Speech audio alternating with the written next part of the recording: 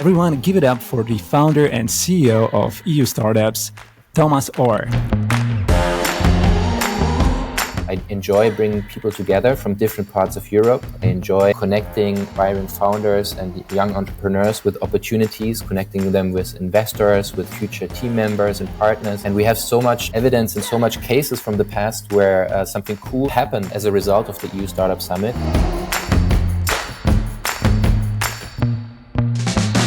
The first event was held in Munich with around 100 people. The second year of the event, I had like 140 people attending.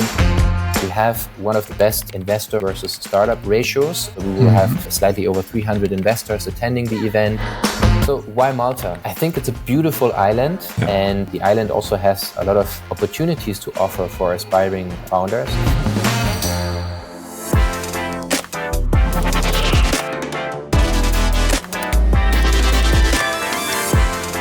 Welcome to the EU Startups podcast. Sit back and enjoy the show hosted by Marcin Lewandowski. Hey everyone, this is Marcin Lewandowski and you're listening to the EU Startups podcast.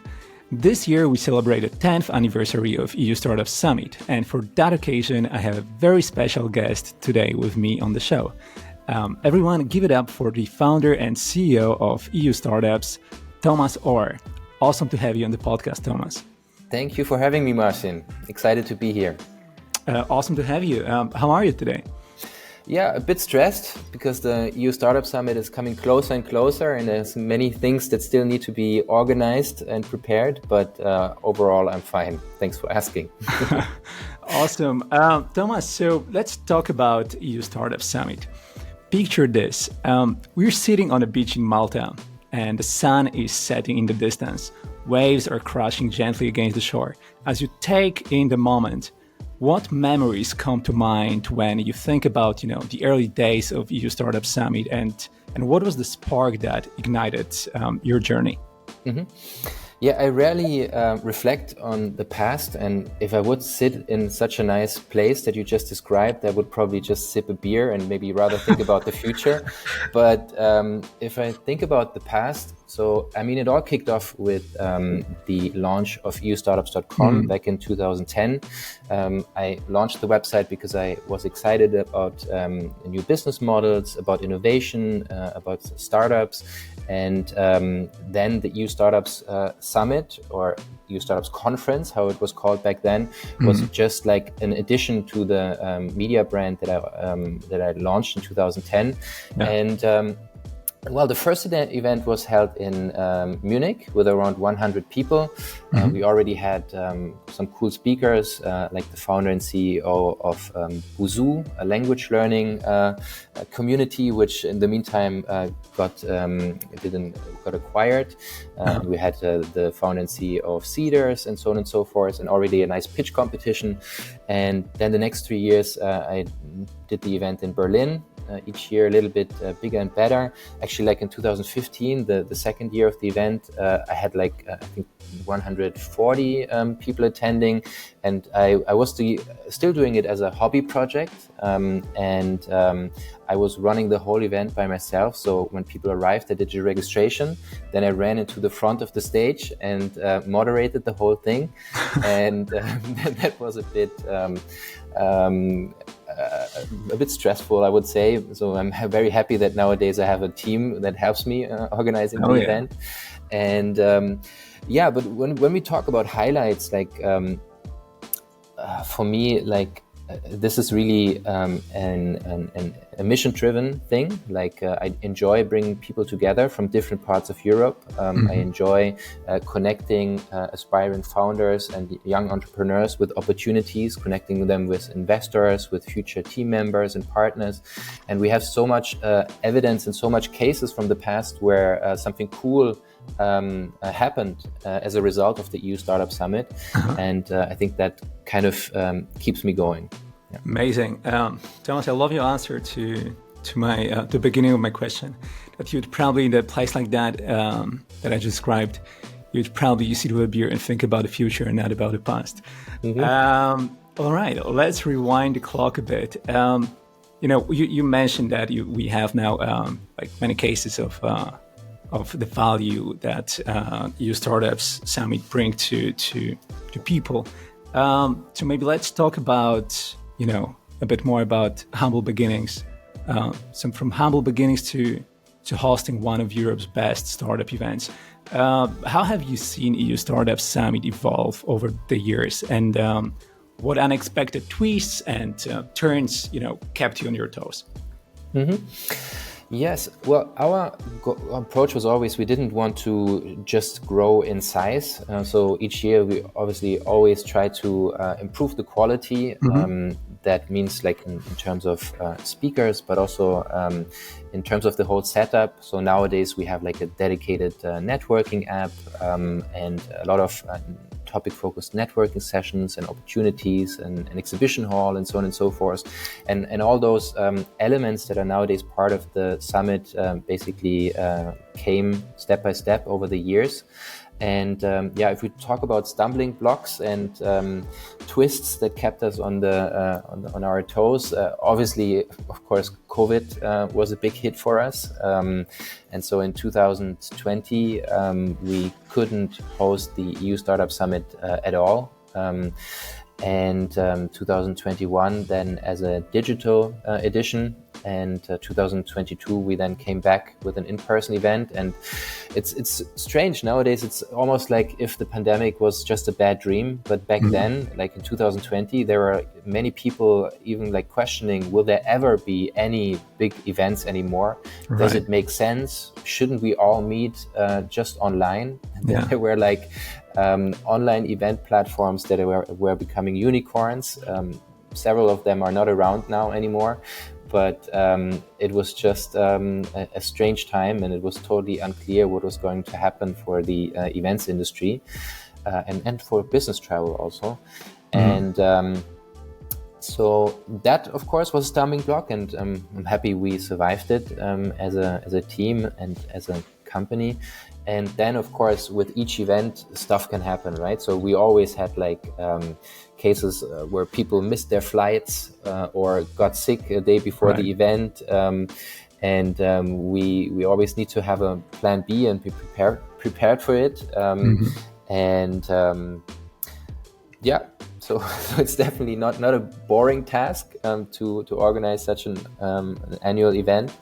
But very much looking forward to this 10-year anniversary, because I know this will be our actually biggest and best event so far.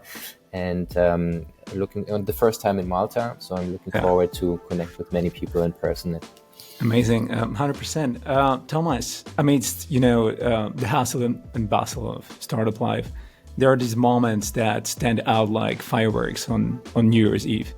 Can you share a behind-the-scenes story from EU Startup Summit that had you jumping from excitement or maybe even shedding a tear of joy? Yeah. Well, I'm German. maybe that's a stereotype, but I usually don't have a joy of tear, and I'm not jumping because of happiness. but I had happy moments, definitely. Like for me, like one of the highlights every year of the EU Startup Summit is like the announcement of the pitch competition winner, because we get so many cool applications from early stage startups from across Europe. Like this year, about 1,500, and the 15 startups pitched on stage. And it's just cool to see then who got selected, and that's always a little bit of excitement. And then there are some cases like in the past, for example, a startup got offered like an investment check from an investor on the main stage directly after their pitch. Stories like that are quite cool. And overall, like for me, the most fulfilling moment is always shortly after the EU Startup Summit, when I see that everything has gone okay, people are happy, we already hear some positive feedback. So it's usually not like small moments, but the fulfillment after the event. Right, makes sense. Thomas, so imagine you're pitching EU Startup Summit to startup community at a beachside bonfire. What's your secret sauce that sets EU Startup Summit apart and gets them nodding their heads in agreement and booking their tickets to the event? Yeah. So if I would sit at a beachside bonfire, I probably would have better things to do than pitch the EU Startup Summit. But if I would do that, if I would want to pitch it, I will tell you that I think the EU Startup Summit really has a great mix of everything that people would hope for in a startup event. So of course, we will have some great speakers, some unicorn founders, some leading VCs on the main stage. We have two days of educational content on our workshop stage where people can learn everything from fundraising, international expansion, team building, and so on and so forth.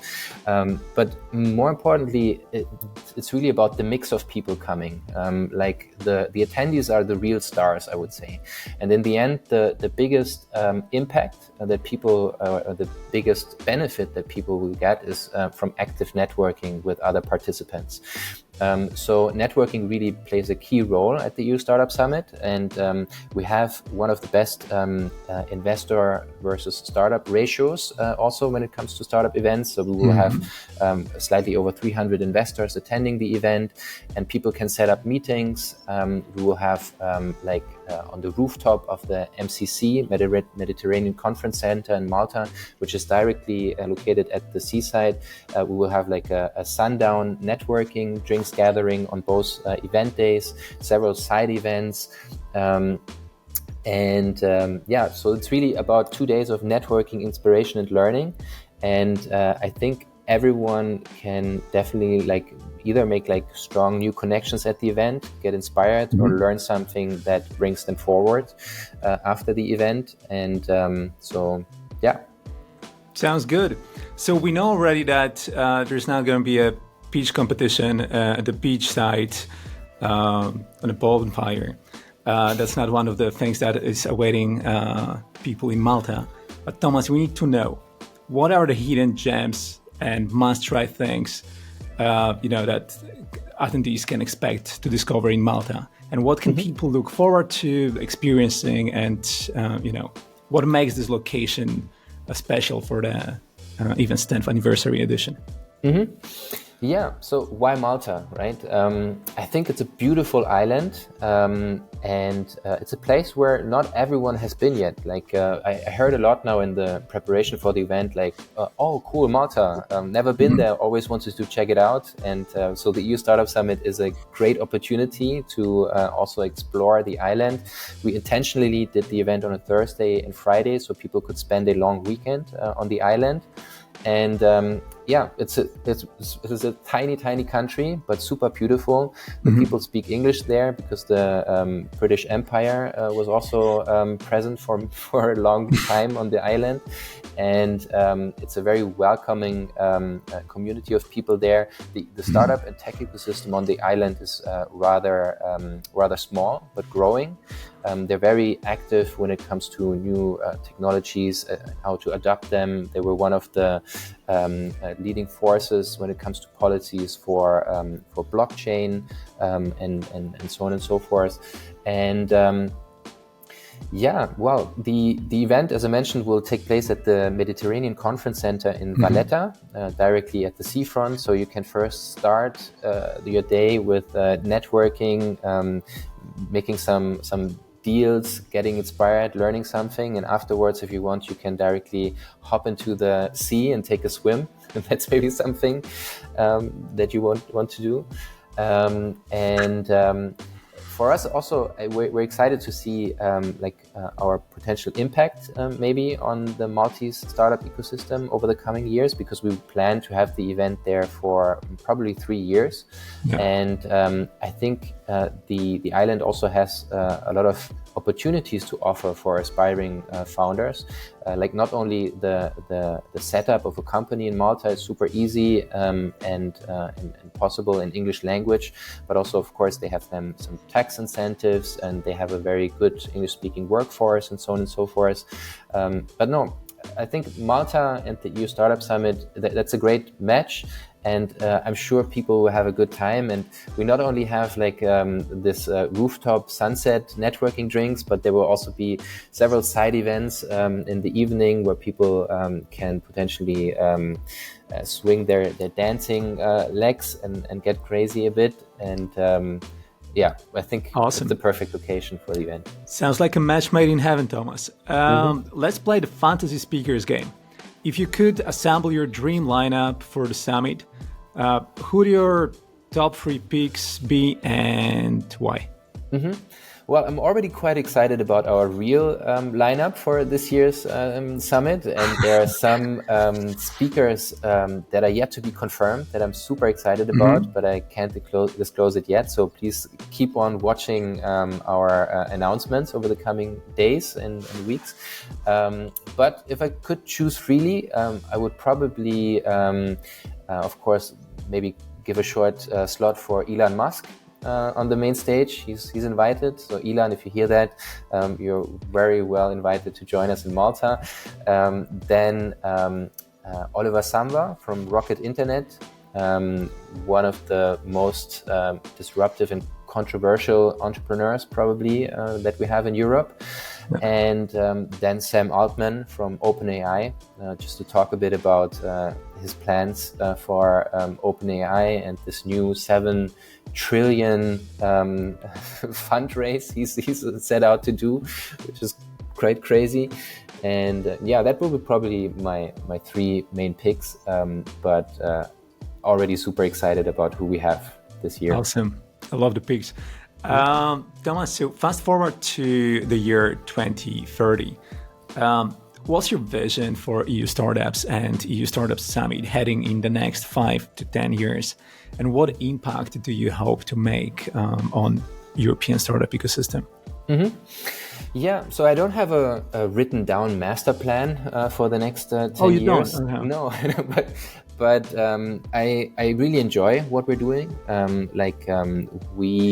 We are helping people who want to change the world. We write about them. We have them at our events. We bring them together with opportunities with investors, and that's already super exciting. And we see the impact that we're having with the event and with eustartups.com on a monthly basis. And so as long as we can keep on doing what we're doing, keep on improving it, and hopefully also further grow the quality and the size of the event over the coming years, then I think naturally also our impact will continue to grow.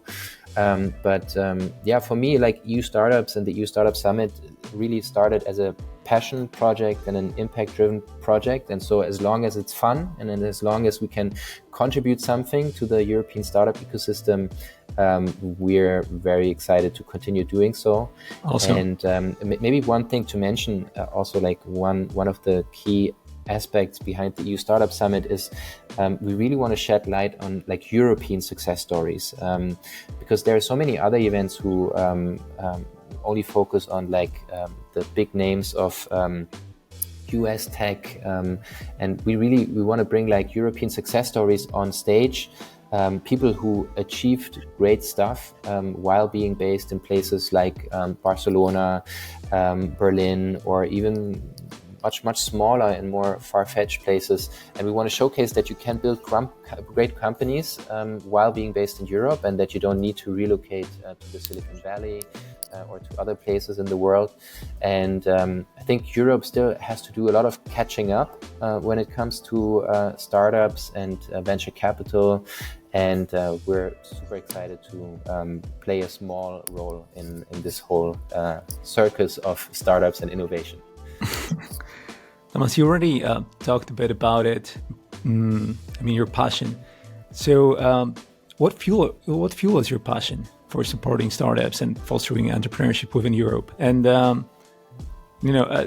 often ask this question to people on the podcast. So how do you manage to balance it all?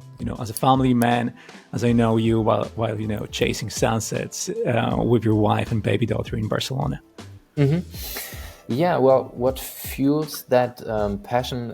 So I was already excited about like new business models, internet projects before starting new startups back in 2010. So I had a few other internet projects myself, and then I started reading more about startups, like on German startup publications, on US publications, and I saw like a gap